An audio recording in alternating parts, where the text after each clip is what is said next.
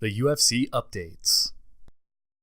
Hello guys, and welcome to my preview on the main event of UFC 210, Daniel Cormier vs Anthony Johnson 2. This fight takes place on Saturday, April 8th at the KeyBank Center in Buffalo, New York. It will be 5 rounds as DC attempts to defend his light heavyweight belt for the second time, almost 2 years after winning it in his first fight versus Rumble. So taking a look at the current title holder DC, it's very important to remember this is a fighter who has beaten some of the best heavyweights in the world. He only really made the move down to 205 pounds, as his training partner Cain Velasquez was in the top tier of the heavyweight division at that time. With an 18-1 record, only losing a decision to arguably the greatest mixed martial artist of all time in Jon Jones, Cormier is definitely one of the most overlooked fighters on the UFC roster today. The uppercut is one of Cormier's best strikes within his arsenal, using it both inside and outside the clinch to land with devastating effect. Here against Alexander Gustafsson, notice how DC uses his left hand as a post to put pressure on Gus's head and pin it down, whilst using his right hand to fire uppercuts inside the clinch. This is very similar to how Rumble likes to use his left hand as a rangefinder to set up his trademark right hand to finish the fight. Against Bigfoot Silva in Strikeforce, DC showed knockout power of his own.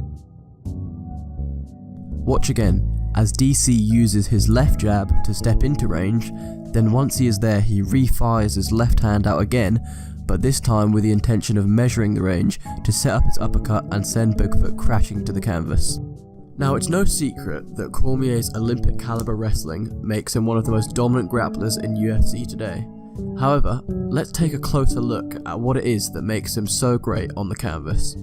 Here in his fight against Dan Henderson, DC uses structural torque, tucking himself in close to his opponent, using one arm to control the head and the other to control the body, alternating between the two to land strikes in the process. Much like how fellow AK teammate Khabib Nurmagomedov makes his opponents carry his weight on the canvas, Cormier emulates this in his groundwork too. There was a lot to take from Cormier's first fight with Rumble, but most specifically, it was how dominant and positionally strong DC was in Johnson's halfguard. Almost the whole second round saw Rumble on his back, with DC continuing to land slicing elbows from the top, but also threatened submissions when inside Rumble's halfguard. Even in the dying moments of the round, Cormier managed to finally pass Johnson's guard into side control. As DC walked back to his corner looking fresh as a daisy, a bewildered Rumble laid exhausted on the canvas and continued to look just as puzzled when he got back to his corner. Few fighters within MMA history can be described as having natural power, but Anthony Johnson most definitely fits into this list. Since making the move up to 205 pounds from welterweight, Rumble has gone 6-1 in the UFC, only losing to Cormier.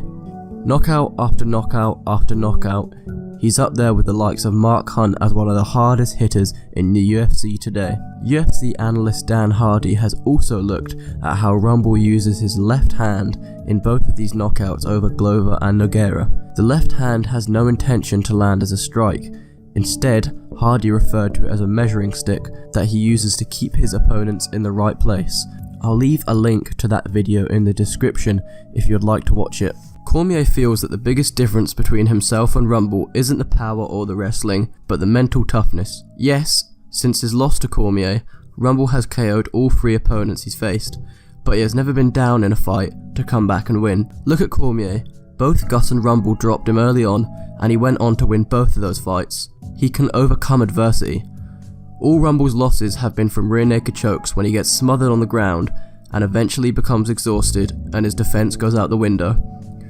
DC has been very outspoken about this, stating when he heard Rumble's head coach Henry Hooft shout, "Don't give up," it only spurred Cormier on, as it showed Rumble had a tendency to do this. My prediction for this fight has to be Cormier for the win. I think the consensus will prevail, in which Rumble may deliver a blitz early on that DC will survive. Then Johnson will tire in the later rounds, and Cormier will most likely get the finish through a rear naked choke or a guillotine. Whether Cormier stands and trades with Rumble like he stated earlier this year, or he takes the fight to the ground, either way I think he will get the win. He showed in his fight versus Gus that he does have a good striking skill set, so it's not like DC is afraid to stand with Rumble. Considering that DC has already beat Rumble before, and the way in which Rumble's losses have come, it is surprising to see how close the odds are in this fight. The smart money is on DC, However, that doesn't mean that Rumble isn't capable of getting the job done early on in the fight. Thanks for watching the UFC updates. Please like, comment, subscribe, and share.